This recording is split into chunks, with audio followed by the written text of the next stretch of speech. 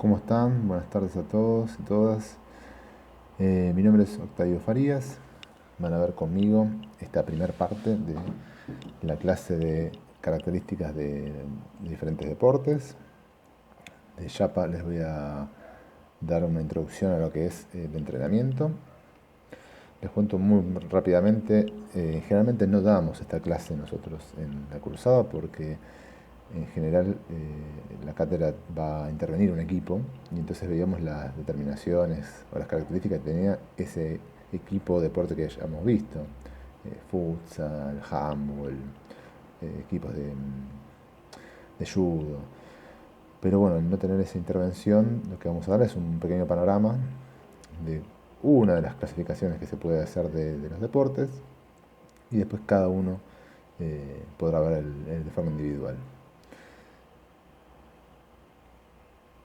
Los temas que vamos a ver: principios de entrenamiento, introducción a lo que es la periodización, funciones del nutricionista en deportes de equipo, que quizás no cambie tanto en deportes individuales, pero sí tiene un rol más compartido, características de los deportes de equipo y algunos de los ejemplos de deportes de equipo convencionales y no convencionales. La bibliografía que vamos a usar, o la que usamos para esta clase, es del libro de cátedra de Fundamentos de Nutrición y Deporte de Marcia, el capítulo 6 de Entrenamiento de la Resistencia. Ese capítulo el autor lo dedicó directamente al entrenamiento de la resistencia, pero tiene una primera parte donde nosotros podemos utilizar todo lo que es las generalidades del entrenamiento, que nos viene bárbaro. Entonces lo vamos a usar el capítulo 11 en lo que son orientaciones nutricionales para deportes.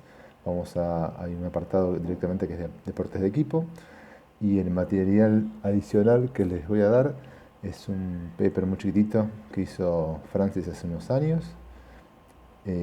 No son de prescripción. Lo interesante de deportes de equipo es todo lo demás que tiene que ver con un poco la valoración antropométrica, las relaciones eh, entre el grupo y el cuerpo médico y todos esos encuentros que uno puede llegar a tener, que es interesante y a la vez hace más divertido un poco el trabajo. Vamos a empezar con entrenamiento y o un consejo, si les interesa entrar a lo que es la parte de nutrición deportiva, es a la vez que uno cuando entra a clínica se interioriza de cualquier tipo de enfermedades, los aspectos, la farmacología, los médicos que lo atienden.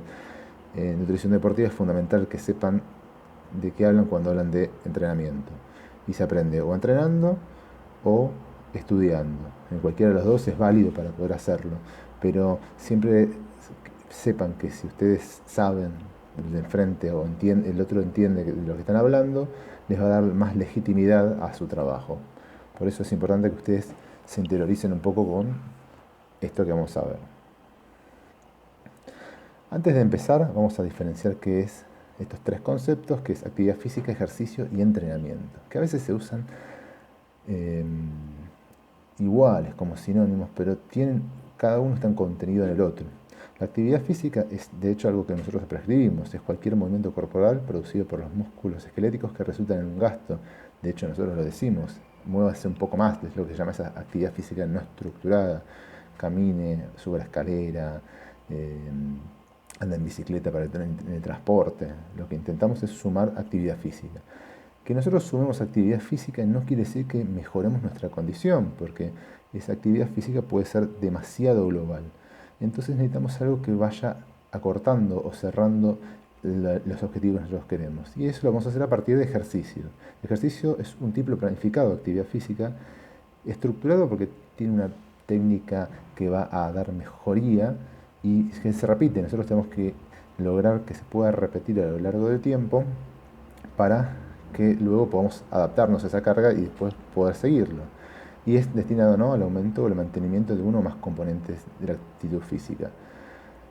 Que yo haga un ejercicio físico no quiere decir que mejore tampoco mi condición, porque en definitiva hay buenos ejercicios, pero vamos a ver que para poder mejorar globalmente cualquiera de mis capacidades, necesito que esté introducido en un plan de entrenamiento.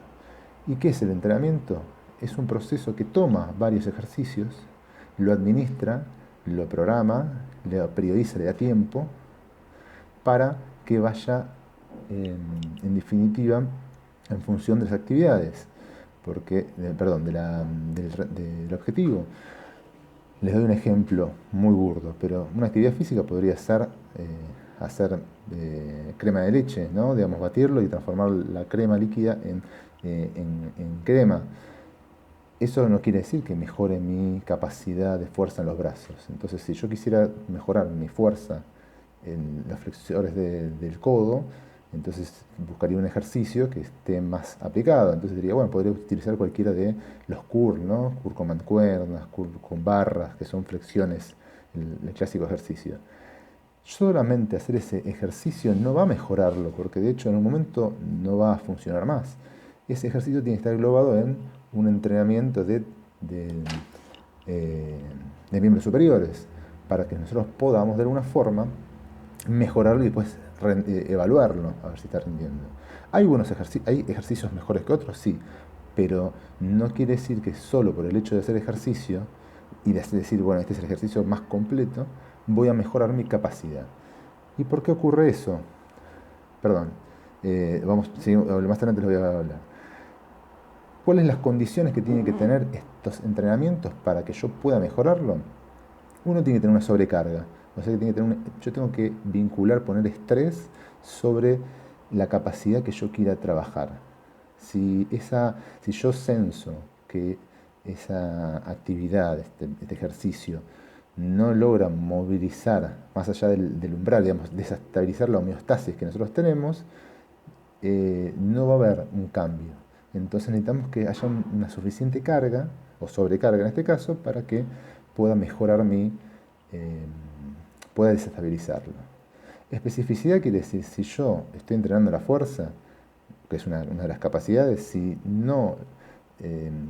yo entreno la fuerza, no por eso quiere decir que voy a mejorar otra capacidad como puede ser la flexibilidad. Entonces, cuando yo busco un entrenamiento, es específico de la capacidad que estoy trabajando. La frecuencia es las cantidades de veces que uno lo va a ejecutar en un día, en una semana. Vamos a ver en la próxima diapo que en general nosotros tenemos que tener una frecuencia mínima y cada capacidad va a tener una frecuencia para poder hacerlo, para que se pueda trabajar, recuperar y aprovechar ese momento de compensación. La duración, acuérdense, con lo que habían visto en fisiología del ejercicio, cada tiempo de duración puede cambiarnos el sistema. Entonces, un ejercicio intenso, pero que se alarga en el tiempo, puede estar trabajando sobre un sistema energético que no es el que nosotros queremos específicamente. Entonces hay que ir controlando estas variables. La intensidad se refiere a la carga, digamos, la demanda de energía que tiene. Lo podemos medir en fuerza, puede ser por ARM, que es las repeticiones máximas que uno puede repetir, o por lo que son actividades de resistencia, se mide por el volumen máximo de oxígeno o el consumo máximo de oxígeno, que lo vieron en determinación del valor calórico. La recuperación, es fundamental que la recuperación esté dentro del ejercicio. Nosotros ¿se acuerdan? Que el sistema ATP-PC se puede recuperar más rápidamente, pero el sistema glucolítico tiene un poco más, y el sistema aeróbico, por el tipo de condiciones, quizás se puede recuperar mayormente. Entonces, es uno de los factores, de las variables que hay que manejar. Reversibilidad. Si nosotros no estimulamos esa capacidad, va a volver al punto de inicio. Por eso, cuando nosotros no lo trabajamos por mucho tiempo, yo corrí una vez hoy y vuelvo a correr dentro de 10 días, no importa si retuve un buen tiempo, vuelve el tiempo hacia donde empecé, porque el cuerpo no mantiene esos cambios si no son necesarios. Y después los límites. Cada persona, digamos, por más que nosotros repitamos tipos de entrenamiento, va a depender de la persona. Hay personas que pueden hipertrofiar más, personas que son más potentes, personas que son más veloces, personas que ya son más resistentes, y lo vamos a encontrar. Eso me lleva a hablar de qué es lo que nosotros vamos a entrenar. Aquello que vamos a entrenar son las capacidades condicionales, lo que van a dar la aptitud física, que son la fuerza, la capacidad de carga en total, la resistencia, que yo puedo repetir ese, ese movimiento durante mucho tiempo, puede ser global, como una carrera o nadar, o algo eh, como el remo, que es más específico. Velocidad, que se refiere más a lo que es la traslación del cuerpo entero. Y flexibilidad, la capacidad de alargar la longitud del músculo más de su longitud normal. Después tenemos combinaciones. Muchas veces hablamos de deportes que son potentes, ¿no? Los deportes de intermitencia decimos que son explosivos o potentes, porque no solamente nos interesa la fuerza, sino en el tiempo que se va a aplicar. Muchas veces tenemos gente que es muy fuerte, pero la velocidad de ejecución de muchas de estas técnicas, como ocurre, ¿no?, con cualquier técnica deportiva, un pelotazo de fútbol, un lanzamiento en handball, un remate en vóley, es tan rápido que si nosotros no practicamos que esa fuerza se traslade a ese tiempo, no podemos ejecutarlo de la mejor manera. Y la pliometría es lo que se llama la fuerza reactiva, que es tratar de ejecutar esa fuerza que se acumula en la elongación del músculo para nuevamente contraerse, que está muy vinculado a lo que son los saltos. Cuando uno trabaja la pliometría también, o lo que son en boxeo, deportes de combate, poder recobrar, ¿no? Todos los movimientos son de recobro y de contracción. Entonces, eso se trabaja, porque si está muy vinculado a la potencia, si nosotros no tenemos la capacidad de poder absorber esa fuerza, tampoco la vamos a poder dirigir a el gesto que nosotros queremos utilizar. Vamos a este gráfico, que es un poco el ABC del entrenamiento. Esperen que me corro, a ver si se ve mejor. Así ven todo. Este proceso se llama proceso de supercompensación, o es la teoría de la adaptación de las cargas, que tiene que ver con lo que hablamos recién. Fíjense, el punto inicial es la homeostasis, es el rendimiento que nosotros tenemos antes de arrancar una actividad. Cuando nosotros empezamos a correr, empezamos a hacer una repetición, lo que sea, empezamos a disminuir esa capacidad, ¿no? Estamos más cansados, acabamos nuestras reservas de glucógeno, nuestro sistema nervioso está más agotado, hasta un cierto punto. Ese punto puede ser o que no pueda más, o que se terminó el entrenamiento. Y ahí empieza lo que se llama la fase de recuperación, la fase número 2. Esa fase tiene un tiempo que, dependiendo de la capacidad, puede variar entre días, horas, ¿no? Depende qué capacidad estemos trabajando, y volvemos a nuestro estado normal, lo que es la fase 3. Pero el cuerpo siempre se encarga de recuperarse un poco de más, que es lo que se llama esta supercompensación, porque el cuerpo no sabe que lo que pasó afuera es algo que nosotros estábamos haciendo, un entrenamiento. Entonces, siempre supercompensa. ¿Qué es esa supercompensación? Que en estos casos, digamos, un solo entrenamiento sería algo agudo, algo mínimo, pero es preparar un poco más las reservas de glucógeno, aumentar un poco la vascularización de esos músculos que se trabajaron, mantener o mejorar lo que se llama la fuerza intermusculares. Entonces, esta supercompensación hace que este músculo esté mejor adaptado de que cuando empezamos. Si nosotros estamos entrenando, volveríamos otra vez a hacer un estímulo en ese momento para aprovechar esa supercompensación que tuvimos. Esto a la larga, si nosotros lo vamos haciendo administradamente o está coordinado, deberíamos a la larga este punto de homeostasis aumentarlo, o sea, nos adaptamos, mejoramos a partir de nuestro entrenamiento. Pero puede haber inconvenientes. Esperen que voy a dibujarles algo acá. A ver que un color que se pueda ver, el azul. Podemos tener inconvenientes en la primera etapa, que en vez de que esta, fíjense, sea adecuada como nosotros veníamos haciendo, sea mayor. Entonces esa fase de carga fue más de lo que nosotros podíamos soportar. Entonces, en vez de llegar hasta acá, llegamos hasta acá, ¿no? Entonces, si nosotros íbamos a entrenar dentro de 2 días, no llegamos a recuperarnos. ¿Por qué? Porque la fase de carga fue demasiado y no tuvimos tiempo de recuperarnos. Esto puede ser a propósito a veces, en lo que es fases precompetitivas, cuando no hay competencia, ¿no? Las preparatorias, en la pretemporada, nosotros podemos buscar bajar porque el punto está puesto en mejorar la condición física, entonces podemos quizás apretar un poco más esa carga sabiendo que aunque no nos recuperemos del todo, estamos estimulando eso. Pero en general, si esto ocurre, el día que tenía que jugar o el día que tenía que entrenar, no está suficientemente recuperado, o sea que no va a tener el mejor rendimiento que había tenido. Volvemos para atrás.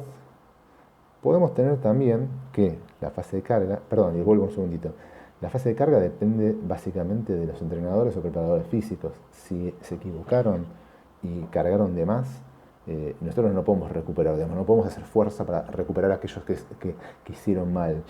Por eso es importante saber o controlarlo con respecto a los estímulos, porque esta persona podría, cuando vuelva a entrenar, no estaría lo suficientemente recuperada. Pero supongamos que la carga estuvo bien y de repente en la fase de recuperación, que es algo importante nuestro, ¿no? Con la alimentación y el descanso, en vez de estar acá para recuperarse, se cortó. Entonces volvió, cuando estaba recuperándose, acá volvió a entrenar, ¿no? ¿Qué pasó? Lo mismo. La carga estuvo bien, pero la recuperación fue de menos. Que ocurre muchas veces cuando las personas, ¿no? En vez de entrenar cada día y medio, entrenan todos los días. Entonces, se estaba en la fase de recuperación, digamos, la carga estuvo bien, pero la fase de recuperación fue cortada. Entonces, volvió a entrenar cuando debería estar recuperándose, o sea que el rendimiento es menor. Ocurre mucho. Y también puede pasar que la carga estuvo bien, la recuperación estuvo bien, pero el día que teníamos que entrenar, en vez de entrenar teníamos un parcial, entonces no entrenamos. ¿Qué es lo que ocurre? Ese día que tenía que estar el estímulo para trabajar sobre la supercompensación, esa supercompensación se volvió a la normalidad, no tuvo reversibilidad. Entonces, el día que nosotros teníamos que entrenar, no entrenamos, volvimos a nuestro punto inicial. ¿Qué ocurre muchas veces cuando estas personas, estos jugadores entrenan, ¿no? 2 o 3 veces por semana, la otra semana no entrenan ninguna vez, después entrenan 5 veces seguidas, después vuelven a entrenar una vez? ¿Qué es lo que ocurre? No está bien, no está planificado. Nosotros tenemos que entender que la fase, digamos, los estímulos, la frecuencia está pensada en medida de la capacidad que estamos entrenando. Si nosotros la modificamos y ese día no entrenamos por alguna razón, estamos desperdiciando esa supercompensación que podríamos haber tenido. Por eso tiene que ser regulado. ¿Está? Vuelvo para atrás. Ahí está.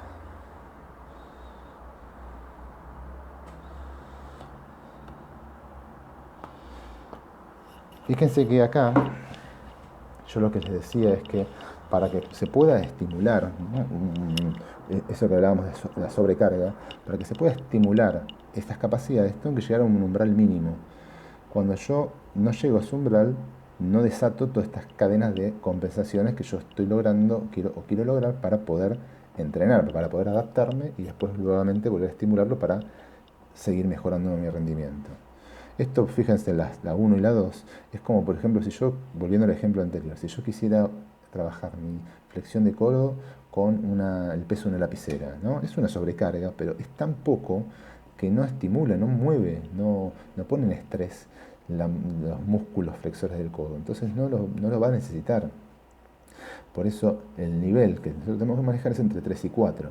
Cuando nosotros nos pasamos, que es lo que hablábamos antes, que la carga fue excesiva, como el número 5 y la columna 5, la recuperación se tiene que alargar más y en definitiva puede ser que no lleguemos al punto donde tendríamos que volver a estimularlo, porque la carga fue demasiada, fue excesiva. Esto, fíjense que es con respecto al volumen, que es la cantidad de repeticiones o cantidad de kilómetros. Esto volviendo a la adaptación, ¿no? Si nosotros tuviésemos siempre el mismo volumen o la misma intensidad, nos adaptaríamos al primer mes y después esa carga y ese volumen, esa cantidad, no generaría un estrés sobre el sistema. Entonces nosotros constantemente tenemos que ver que el entrenamiento se va moviendo, es dinámico y va aumentando la carga y la intensidad para hacer que se desadapte el sistema. Entonces fíjense, ¿no?, en lo que es el primer cuadro, ¿no? En la columna de la izquierda tienen cantidad de kilómetros y abajo las semanas. Entonces, ¿no?, la primera semana corrió 80, la segunda cerca de 90, la otra 100. ¿Qué es lo que hace? Hace que en esa misma semana tenga mayor cantidad de carga, mayor cantidad de volumen en este caso, entonces no se adapte. Y la última semana descansa, ¿no?, o baja el volumen para recuperarse. Esto se hace constantemente en los periodos preparatorios, y en el periodo de competencia suele estar un poco más disminuido porque uno no logra mejorar las capacidades, hay que mantenerlas lo más posible y que no disminuyan. Esto hace o les muestra para que ustedes vean que durante una preparación es dinámico las cargas y la intensidad, con el objetivo de que uno pueda mejorar a través del entrenamiento. Si quedaría estéticamente esas personas que tienen la misma rutina, con la misma carga, con los mismos ejercicios, con la misma intensidad, se adaptó hace un año. Durante todo el resto, por más que haya seguido ido al gimnasio, por ejemplo, lo único que hizo es actividad física, porque nunca volvió a estimular del todo a ese sistema, no lo movilizó. ¿Está? Esto es una distribución, pero para chicas, para mujeres. Ténganlo en cuenta, no es algo que sucede siempre, pero sabiendo que la mujer tiene una fase más estrogénica, que es la principal hormona eh, anabólica femenina, y una fase más de progesterona, que es una hormona más vinculada o que compite más con el cortisol. Vamos a tener momentos en donde la mujer esté mejor adaptada a recibir cargas, que es, si esto fuese un ciclo normal, normal entre comillas, de 28 días, podríamos decir que el día 1 coincide con el día de la menstruación, el día 14 con el de la ovulación y el día 28 con vuelta nuevamente a la menstruación. Si tomáramos esto, podríamos decir que tomando la fecha de ovulación, la semana anterior y posterior, la preovulatoria y la posovulatoria, son los días las semanas donde la mujer tiene mejores adaptaciones a las cargas. Y fíjense que tiene mayor volumen, ¿no? O sea que ahí va a poder entrenar más tiempo o más repeticiones. Y los días premenstruales y postmenstruales son días o semanas donde quizás la carga debería disminuir y trabajar más sobre la intensidad, digamos, que metabólicamente no está mejor adaptada para soportar la carga, para recuperarse en verdad, porque fíjense que las hormonas van a trabajar en la recuperación básicamente.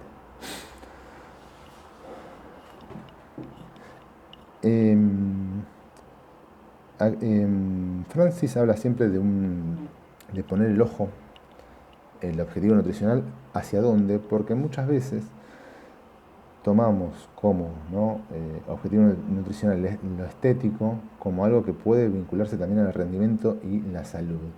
Y cada una de estas aristas dista un poco de los otros. Digamos. Nosotros, la cátedra busca que la nutrición deportiva vaya hacia el rendimiento, mejorar esas capacidades o acompañe ese proceso de adaptación que hace el deportista. Y resguardando lo más posible la salud. Lo que vamos a ver que a veces cuando uno se apunta muchísimo más al rendimiento, la salud puede deteriorarse. De hecho, lo que es el deporte de alto rendimiento está lejos de la salud, porque uno lleva a los límites a su cuerpo. Entonces, poniendo acá estos ejemplos que la chica que está lanzando, que es Jennifer Doudland, una excelente atleta, que ahora creo que está retirada y creo que está como periodista.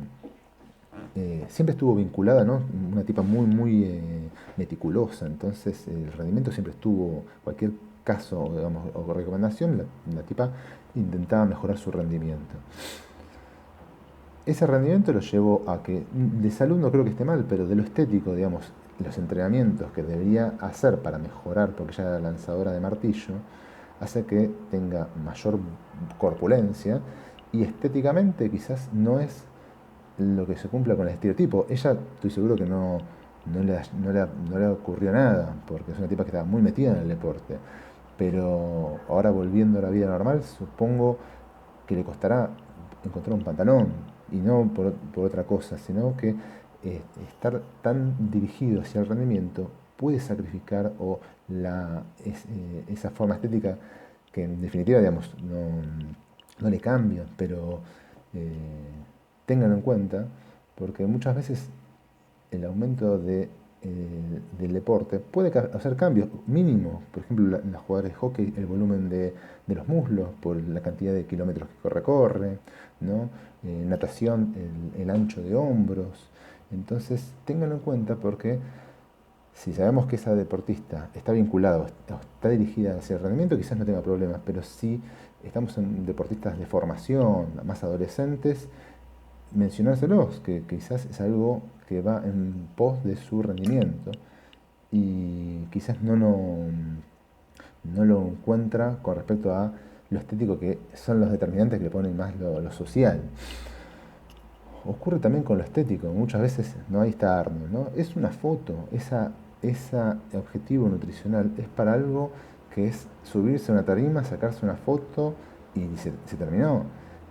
De salud ni hablar, las cosas que hacen los deportes de estética, este culturismo es como el más extremo, pero los actos, los procesos que utilizan para llegar a eso, en la salud ni hablar, pero el rendimiento tampoco, porque piensan que estar así tan magro, tan deshidratado, con las reservas de glucógeno tan disminuidas, probablemente no pueda ni correr ni el colectivo, digamos, de rendimiento, ni hablar, sería fácil hasta gambetear a un culturista.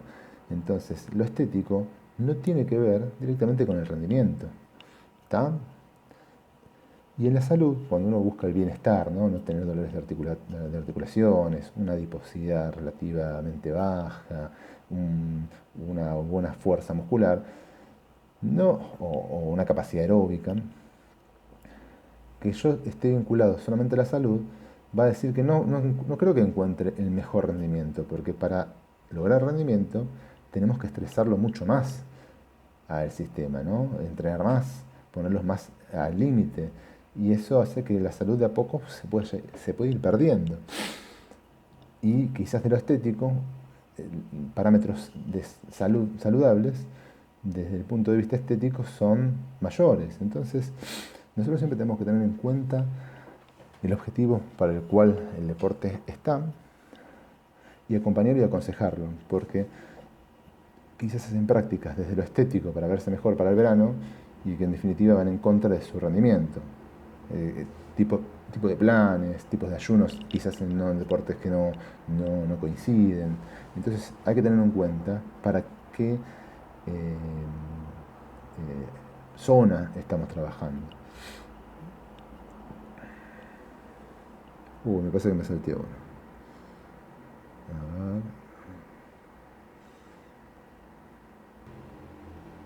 Perdón, continuamos que justo había salteado una diapo.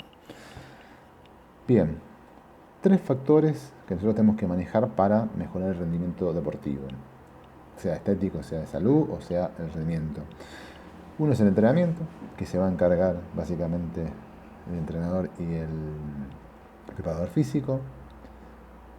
La alimentación y la hidratación, que va a ser un capital nuestro. Y el descanso, que muchas veces está subestimado, que no está tomado en cuenta. Que es la fase donde uno se va a recuperar, donde se va a llevar a cabo, donde se va a ver el efecto que tuvo el entrenamiento, la interacción que tuvo el entrenamiento y la alimentación. Pasa muchas veces que en deportistas más jóvenes se saltean el descanso, ¿no? Salen, trasnochan y quizás pueden llegar a tener un poco más de rendimiento o mantienen ese rendimiento a pesar de eso. Sin embargo, cuando pasa el tiempo, deportistas más viejos o más adultos, es fundamental que la interacción entre estos tres esté aceitada, porque en definitiva, si nosotros no podemos poner que uno es más importante que el otro, De hecho, digamos, nosotros podemos entrenar y descansar. Si la alimentación no va acorde a eso, no mejoramos. Podemos entrenar y podemos alimentarnos y no descansar, entonces no se lleva a cabo la recuperación, no mejora el rendimiento. Y descansar y comer no quiere decir que mejoremos ningún tipo de capacidad. Entonces las tres deben tener una interacción para poder llevar a cabo y mejorar el rendimiento deportivo. Yo a veces les doy un ejemplo como la construcción de una casa, de un edificio. El entrenamiento es el que dirige, ¿no? El que le da especificidad, un poco el que diagrama, podría ser el arquitecto, el ingeniero, ¿no? El maestro mayor de obra. La alimentación es todos los insumos que vamos a tener, ¿no? Que en este caso no es la energía y los ladrillos que podrían ser las proteínas, las vitaminas, para que funcione.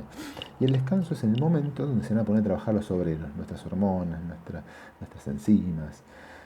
Si esto no se lleva a cabo, no se arma, digamos, no se va a poder armar ese edificio. Entonces, es fundamental que la interacción entre estos tres sea presente y la importancia de dárselo. El descanso muchas veces no el descanso nocturno,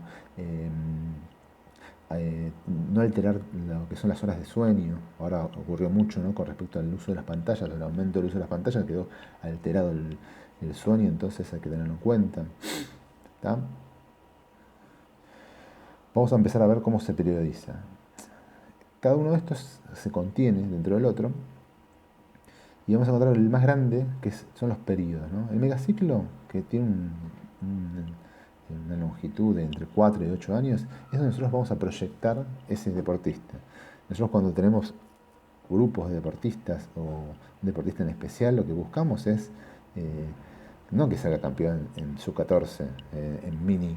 Buscamos que tenga su mejor rendimiento en una edad donde el deporte le dé posibilidades de mejorar. Entonces le proyectamos a esos lugares, o esas competencias donde sean mejor, ¿no? Juegos Olímpicos, Panamericanos, mundiales. Entonces nosotros buscamos que ese deportista tenga a la larga un lugar donde poder ver donde se va a tener su mejor desempeño.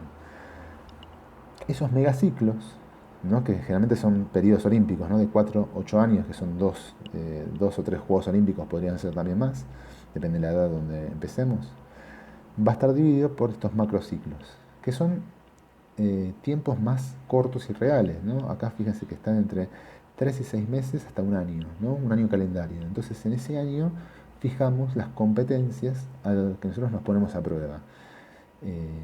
¿No? Si son deportes individuales, podría ser competencias nacionales o algún sudamericano. Si fuese un deporte en equipo, el mejor rendimiento para ese torneo local o internacional. Lo podemos dividir en periodos más cortos, ¿no? En macrociclos, ¿no? Preparatorios de competición y de transición, que lo vamos a ver un poquito más adelante, pero da tiempos más reales. El mesociclo se refiere a cada uno de esos tiempos que coinciden más o menos con un mes para llevar a cabo el objetivo que vamos a plantear en el macrociclo. Nosotros lo podemos ver, ¿no? Podemos tener 3 mesociclos de preparación con largos periodos de competencia, como ocurre en los deportes de equipo, con periodos más cortitos de transición para que descanse. Puede variar entre 4 o 6 semanas dependiendo del tipo de deporte. Y va a estar contenido de microciclos que coinciden entre 7 días, una semana y un poco más, ¿no? Periodos donde nosotros ya vamos a empezar a calcular o empezar a planificar lo que son las frecuencias, la intensidad, el volumen del entrenamiento, qué tipo de capacidades queremos trabajar. Y por último la sesión, que es lo que se lleva a cabo, ¿no? El día a día.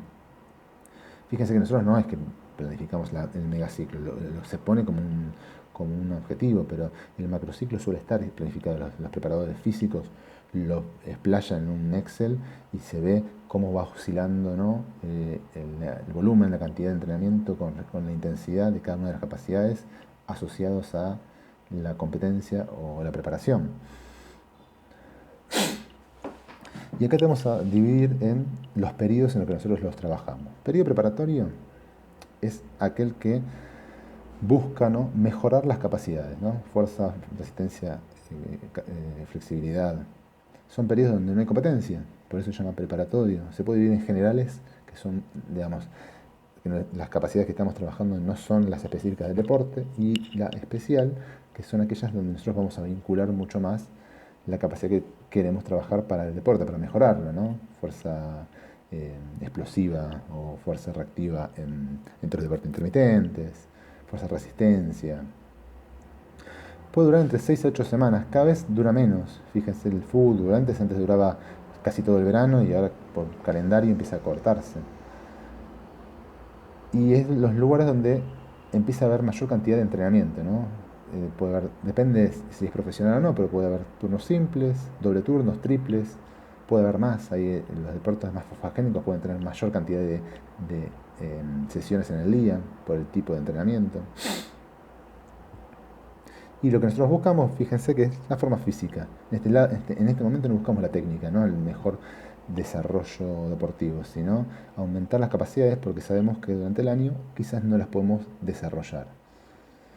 El periodo competitivo en los deportes de equipo son largos, son bastante largos, porque duran la liga, o duran el torneo, o duran 2 torneos, puede ser que tengan playoff, digamos, todos contra todos y playoff, puede variar, depende del deporte, o depende también el deporte individual. El deporte individual, los periodos son más cortos, porque a lo mejor tienen un mes solo, ¿no? Un Grand Prix, un fin de semana.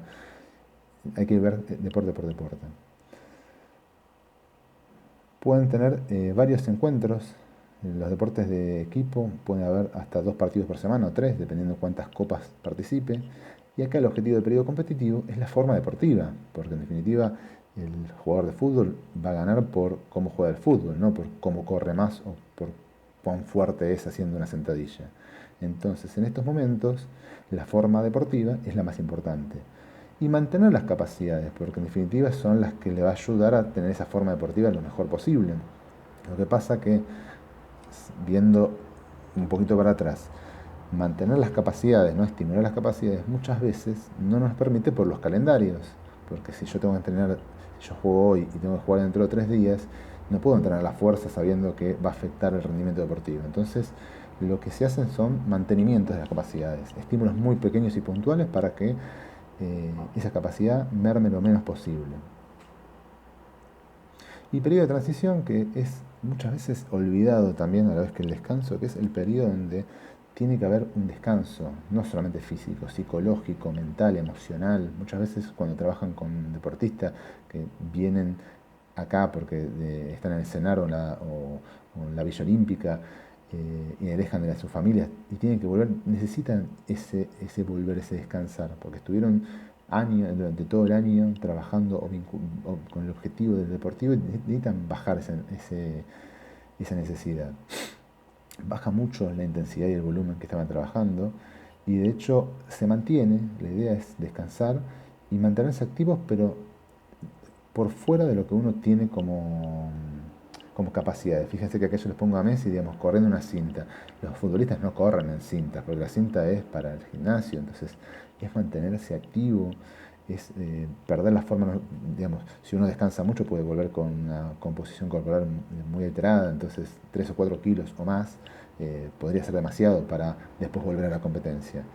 Pero es en los momentos donde uno intenta hacer otro tipo de actividades, correr, caminar, andar en bicicleta, nadar, jugar otro deporte si es que estaban haciendo, se hacían, digamos, jugar el deporte que no lo hagan, porque la idea es descansar para estar lo más fresco posible para volver al periodo competitivo, el periodo preparatorio que va a ser duro. Fíjense cómo cambia, ¿no? Miren el gráfico, ¿no? En el periodo general el volumen, la cantidad de trabajo que hacen es un montón. Y en la intensidad suele estar más disminuida. Digamos, cuando sube el volumen, la intensidad baja. No se pueden subir los dos ni bajar los dos porque es muy difícil. Y la técnica, digamos, el ejercicio técnico es menor. Cuando entramos al especial, los volúmenes empiezan a bajar, empieza a subir la intensidad porque está más cerca de lo que hace el jugador. La técnica empieza a subir, ¿no? Y en el periodo de competición, ¿qué se trabaja? Técnica, sobre todo, y se puede llevar sobre intensidad, ¿no? Mantener estímulos para que las capacidades no pierdan, ¿no? Se suelen trabajar en los deportes de equipo eh, em, ejercicios dinámicos, ejercicios muy intensos que duran muy poco para poder mantener los niveles de capacidad de fuerza explosiva lo mejor posible. Y en el periodo de transición baja. En verdad esto podrían bajar más abruptamente. Vamos a entrar a ver a lo que son las funciones ya de los de deportes de equipo. El nutricionista tiene que ser como un intermediario, digamos, acá podría estar también el psicólogo, podría estar el médico, podría estar el kinesiólogo. Y cuando entra en un deporte de equipo, como les había mencionado en la primera parte de la clase, en la primera clase, el vínculo entre el entrenador y el equipo y el jugador es muy muy fuerte, digamos, es muy subjetiva, digamos, el entrenador influye mucho en el jugador. Si nosotros tenemos en contra, digamos, si nosotros el entrenador le interesa nuestro trabajo, pero no logramos una buena relación con el equipo, un buen feeling con el equipo, no se va a llevar a cabo. Entonces, el nutricionista o cualquier profesional médico tiene que hacer ese trabajo con el entrenador, por un lado, digamos, influir sobre el entrenador, pero también influir sobre el equipo. Trabajar sobre el jugador muchas veces, porque algunos jugadores vamos a tener que trabajar individualmente para cambiar la composición corporal, mejorar en prácticas saludables. Si son deportistas menores, trabajar sobre los padres o la persona con la que viva, en la pensión o donde esté viviendo, porque son ellos los que van a ejercer eh, alguna influencia sobre la comida de la persona. El capitán, siempre que trabajen con equipos, va a haber un líder, que no es necesariamente que juegue mejor, sino el que mejor influencia tenga sobre ese equipo, ¿no? Puede ser positivo o negativo, puede ser un boicoteador completamente, o puede ser un tipo que los ayude y digamos, que motive o los apriete a los otros jugadores a cumplir, porque en definitiva ese equipo tiene una relación, una interacción muy, muy especial, o sea, funciona como un núcleo. Entonces es importante tener aliados a estos jugadores influyentes. Los dirigentes, vamos a hablar un poquito más después, pero el dirigente en general lo único que quiere es que le cierren los números. Entonces uno lo que tiene que trabajar sobre los dirigentes es la importancia de incluir el rol nutricionista en trabajos de equipo. Es tan importante como el rol, digamos, el entrenador y el jugador es una condición necesaria, pero tenemos que intentar que el nutricionista o vean que el rol nutricionista es significativo en el cambio del equipo y como formador de deportistas. Y después sobre el personal del club, es fundamental que todos los empleados del club, desde utileros, cancheros, los que trabajan en el servicio, sea buffet o tengan su propio restaurante ahí, digamos, para el equipo, tengan un buen vínculo, porque son aquellos, su brazo ejecutor. Ustedes no se van a poner a cocinar, ustedes no se van a poner a hacer las bebidas, sino que van a indicar, y si hay una buena relación entre ellos, tienen la confianza de que se va a llevar a cabo. Entonces es importante que uno tenga una muy muy buena relación con el personal del club. Me había equivocado, iba atrás. Vamos a ver, estas son algunas de las funciones que en general se trabajan en el equipo. La primera que tienen que tener en cuenta es la evaluación. Siempre que uno llega tiene que hacer una evaluación nutricional, como lo hacen con un paciente, ¿no? Anamnesis, entrevistas, alguna de composición corporal, como ya la han visto, de ingesta y de hidratación si es necesario. Estas son las formas que nosotros trabajamos generalmente y trabajamos de la cátedra, ¿no? La anamnesis, una entrevista profunda de con quién vive, los gustos, su trayecto deportivo, si estudia, si trabaja, si es profesional, todo, saber profundamente todo de ese jugador.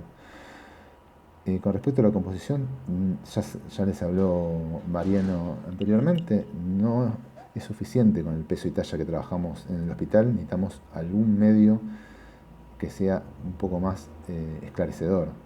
Nosotros utilizamos la antropometría por el costo bajo, la cantidad de datos que nos puede brindar y podemos compararlo.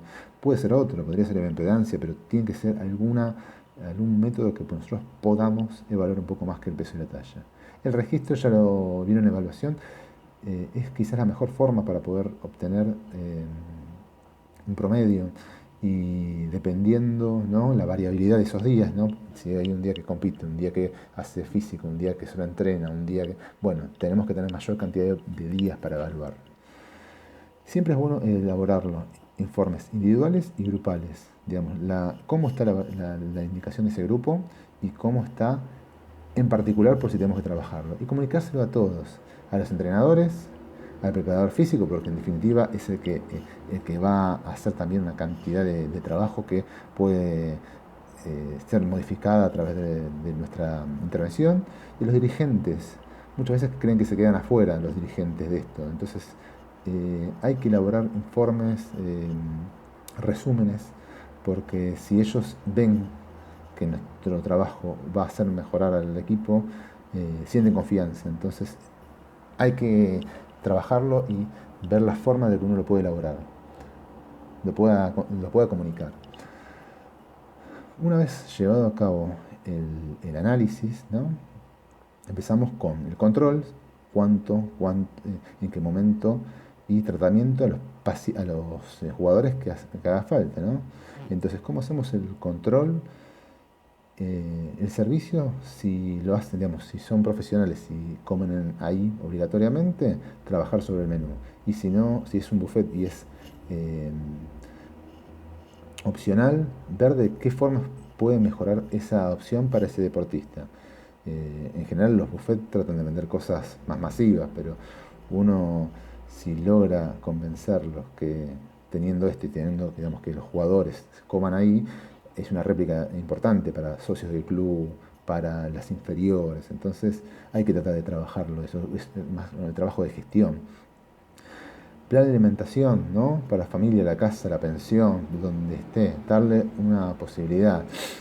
La antropometría, cuánto es necesario, si es completa, cada cuánto, y qué es lo que vamos a controlar. Muchas veces la completa se hace a principios de temporada y a fines de temporada o a mitad de temporada para ver si hay algunos cambios, y después se hace control de pliegues o lo que haga necesario.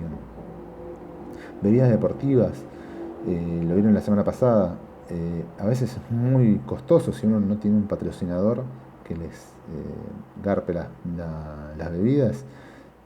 Es medio difícil, y la elaboración de bebidas también es más personal, entonces quizás con menos presupuesto se puede hacer, si es necesario, la utilización de bebidas, y es más fácil. Test de hidratación, con cuánta frecuencia, si es necesario solamente en la parte preliminar o si se va a hacer durante todo el año. Suplementación, si es necesario, y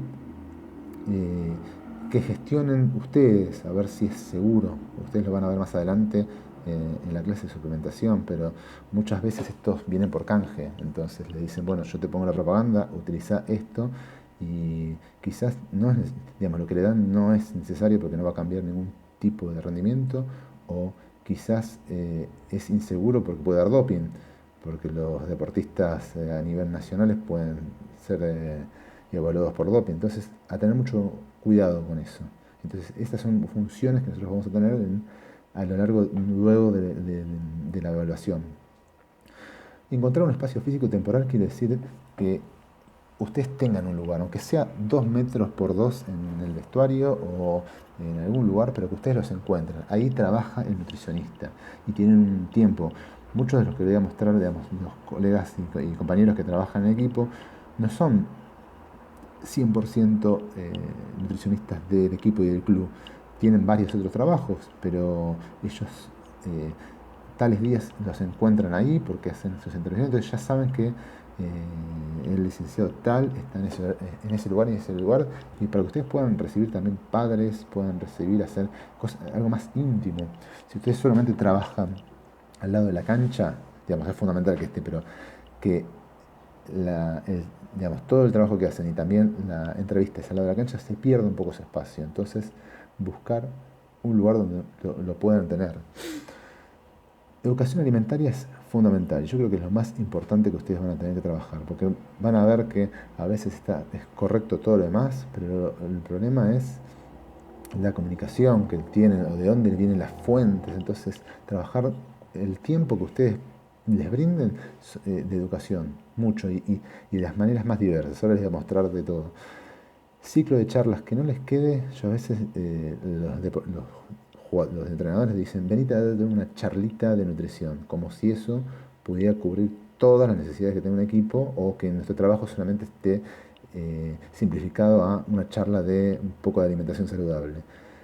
Chicos, ustedes tienen que poner ahí, yo te voy a hablar, pero dame diferentes momentos. Quiero hablar de esto, puedo hablar de esto. Entonces, que sean diferentes charlas en diferentes momentos, porque cada uno va a tener una intervención. Reuniones con el equipo, digamos, que ustedes puedan dividir esa información y comunicarla, porque muchas veces ustedes trabajan, digamos, los entrenadores son muy celosos de su trabajo y se apartan mucho por el tipo de responsabilidad que tienen. Entonces, mostrarle que ustedes son parte de ese entrenamiento, digamos, de ese proceso. Capacitaciones a los dirigentes, porque los dirigentes, como solamente quieren ver que los números les cierran, a veces aceptan cualquier cosa y ustedes tienen que frenarlos y decirle, mira, esto nos sirve, esto no, esto es lo que podemos buscar, vamos con fuerza para este lado para tratar de gestionarlo. El encuentro con los padres, todo lo que sea deportes menores a 18 años, van a tener que trabajar con los padres, o los que trabajan con la pensión, o los cuidadores de la pensión, tienen que trabajar con ellos porque son los que los van a ver, controlar, los que van a poder influenciarlos. Tipos de formas de hacer educación, porque como ustedes no van a estar todo el tiempo en ese equipo, es importante que logren formas de comunicarse. Ahora no con estas reuniones virtuales se puede utilizar, pero infografías. Ahora les voy a mostrar cómo trabajan otros compañeros de cuando ellos no están, para que el jugador se pueda guiar, ¿no? Alimentos fuentes, platos, la infografía que es una imagen con determinada información. Fíjense, acá estaba, esto es de Oriana, que la tuvieron la semana pasada, fíjense, ¿no? Esto es en la UAI, cómo hace una infografía, cómo logra, sin estar ella presente siempre, mostrar cómo son las proporciones de diferentes alimentos, qué información nutricional tienen, ¿se entiende? Y la variedad, porque en definitiva si no come huevo y solamente quiere comer legumbres porque es vegano o vegetariano, lo puede hacer, entonces darle mucha variedad tampoco a la opción. Esto creo que había sido en un trabajo que habían tenido en un viaje. Y bueno, se acercó a la cocinera y trabajó con la cocinera del lugar, del hotel donde estaban, para darle variedad a todo. Fíjense, digamos, variedades de fruta para que uno lo pueda tener. Creo que este era un post. Acá a la izquierda, miren a Belén, que ya no está más. 10 minutos en el vestuario, bueno, se trabajó sobre fuentes de hidratos. O Evelyn, que va a dar la charla de deportes de fuerza. Plato ideal con también un plantel. ¿Cuánto habrá sido? 10, 15 minutos. Bueno, se trabaja. Platos ideales, desayunos ideales, toda educación. Anto, que la tuvieron en el fisio del ejercicio. 10 minutos están es un post, ¿no? Una vuelta a la calma, 10 minutos. Bueno, se habló de hidratación. Entonces es el tiempo que les den, aceptarlo y ver cómo lo puedo, aunque sean 10 minutos, se puede utilizarlo. Porque en definitiva es importante para poder hacerlo. Marisa, que lo van a tener también con deportes de resistencia, la pretemporada, la opción, ¿no?, de post entrenamiento. Mariano, que lo tuvieron en antropometría, ¿no?, el plantel, el personal médico, ¿no?, también el intercambio, digamos, intercambio de las mesas. Todo eso hace que el trabajo nutricionista esté incorporado. Esto, lo importante de que tuvieron ellos es que ellos son los nutricionistas del equipo, no es que dan un favor al entrenador, ¿no? Son parte del plantel, por eso pueden intervenir mucho. Vamos a hablar mucho más rápidamente ahora de lo que son tipos de características. Fíjense que muchas veces los podemos clasificar en los deportes de equipo por el espacio que tienen, si son en canchas abiertas o espacios más cerrados en gimnasios. Y una de las características es la intermitencia del juego, ¿no? Son deportes de alta intensidad, pero de duración, digamos, esa duración de intensidad es corta. Entonces, a la larga son como varias ejecuciones intensas, pero que, de alta intensidad. Entonces los periodos de alta intensidad del sistema ADPC glucolítico, seguido por pausas, ¿no? Periodos más cortos, ¿no? Carreras, trotes. ¿Qué tenemos que ver cuando vemos los deportes de equipo? Características del equipo, reglamento, ¿no? La cancha, cómo lo permite, el tamaño, la duración y la frecuencia. Hay deportes donde la frecuencia entre partidos es de una semana, hay otros que es de menos, y hay deportes donde pueden jugar hasta 2 o 3 partidos en un fin de semana, como los Grand Prix. Entonces hay que ver eso. El ciclo y el periodo, acuérdense que los periodos, ¿no? Como hablábamos antes, el periodo competitivo de los deportes de equipo es muy largo, dura entre 6 a 8 meses, lo que dura la competencia, un torneo, entonces es muy muy largo, por eso las capacidades pueden estar disminuidas en ese tiempo. El número de jugadores con respecto al número de espacio, no es lo mismo tener 11 jugadores en una cancha de una cancha de fútbol que 11 en una cancha de hockey que es un poco menor, va a cambiar. Los cambios, hay deportes donde los cambios son únicos y otros que son ilimitados. Eso demuestra la velocidad, la potencia que tienen, porque necesitan un recambio rápido porque no se puede aguantar la intensidad. El nivel de juego, sexo, la edad, digamos, también factores biológicos. Les voy mostrando deporte por deporte y después un poco más. Fíjense, el rugby, el tiempo es largo, de 2 tiempos de 40 minutos. No corta el balón con el balón afuera, o sea que eh, no son 80 minutos reales, ¿no? Porque sigue corriendo el reloj. Son muchos jugadores divididos en forwards y backs. Los forwards son aquellos que hacen más la parte de contacto, por eso son más grandes, ¿no? Son más fuertes, son más pesados. Y los backs son aquellos en donde van a desempeñar eh, o intento de anotación.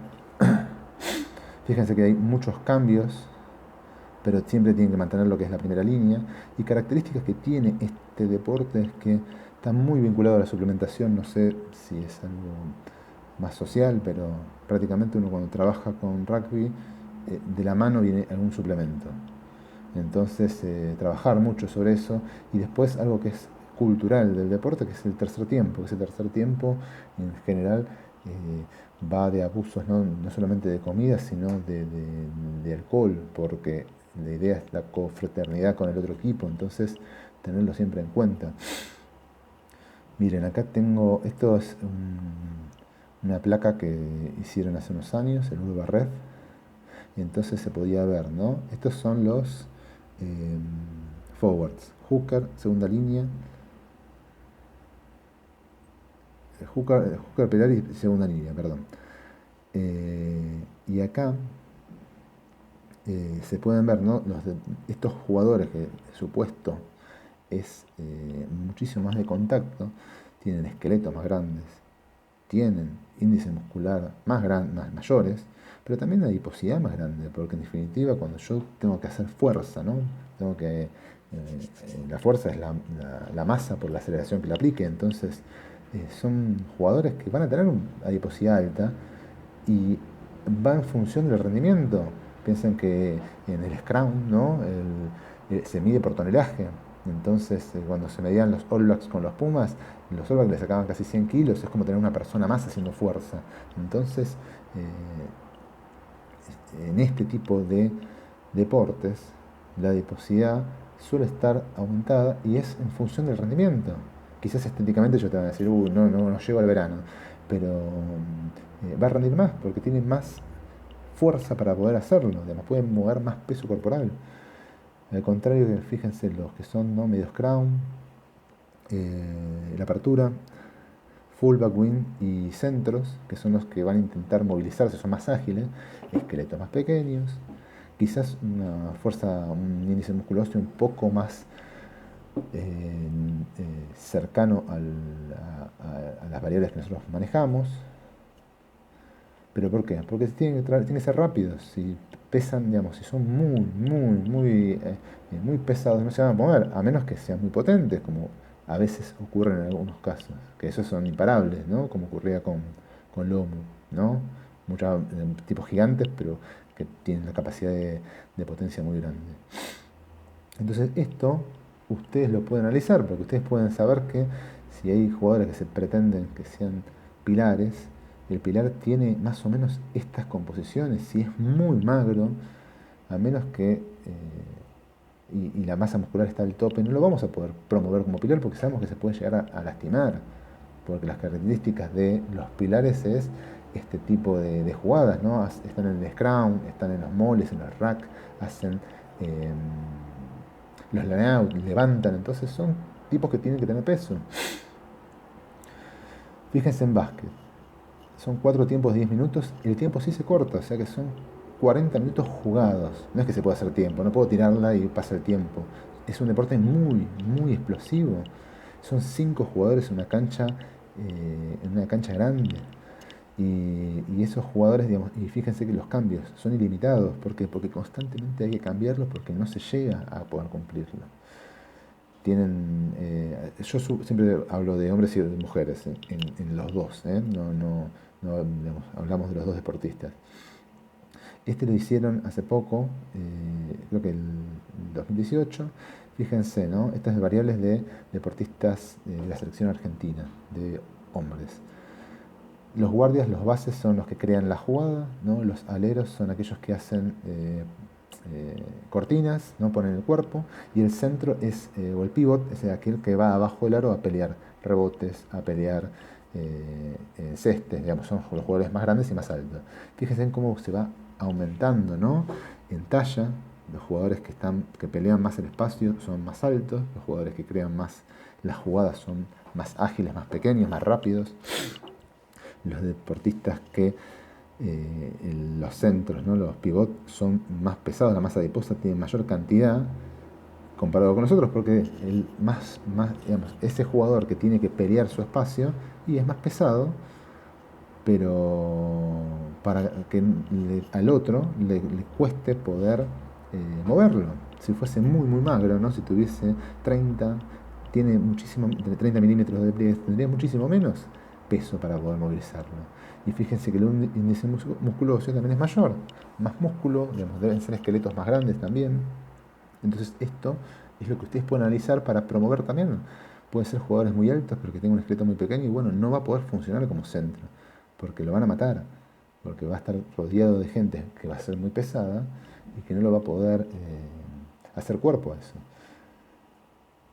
El fútbol, fíjense, 2 minutos 45, es mayor que los demás, pero el tiempo no se corta. Hay veces, hace unos años se veía que el fútbol, el tiempo real podía llegar a ser de 45 minutos, o sea que 45 minutos se perdían en tirar la pelota afuera, cambio, protestar.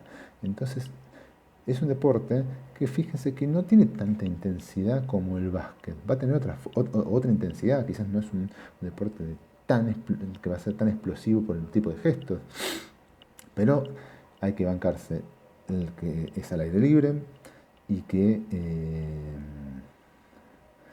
las distancias, fíjense las canchas enormes, más grandes que el de básquet, más grandes que el de rugby, entonces hay que poder resistir ese tiempo para correr, aunque sea quizás en menor intensidad.